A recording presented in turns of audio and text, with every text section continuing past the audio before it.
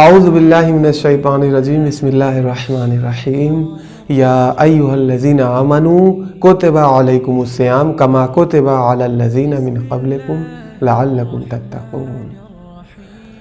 سامعین گرامی قدر، السلام علیکم ورحمۃ اللہ وبرکاتہ۔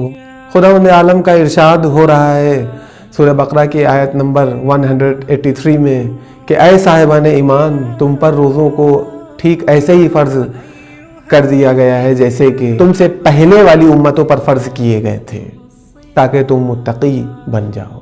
رسول اللہ کی نگاہ میں بھی جب ماہ شعبان المعظم کا آخری جمعہ تھا تو پیغمبر اسلام خطبہ ارشاد فرما رہے تھے اور فرماتے ہیں کہ ایھا الناس انہ قد اقبل الیکم شہر اللہ بالبرکۃ والرحمۃ والمغفرہ۔ اے لوگو، تمہاری طرف ماہ مبارک رمضان آ رہا ہے۔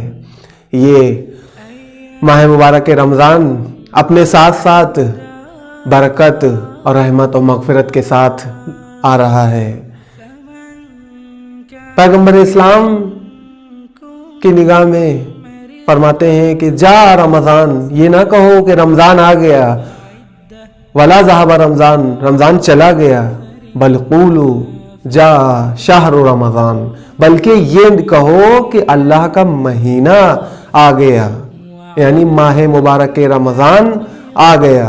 مت کہو کہ رمضان آ گیا، جا رمضان ولا ذهب رمضان، یہ بھی نہ کہو کہ رمضان چلا گیا، بل قولوا جا شہر رمضان، بلکہ یہ کہو کہ رمضان کا مہینہ آ گیا۔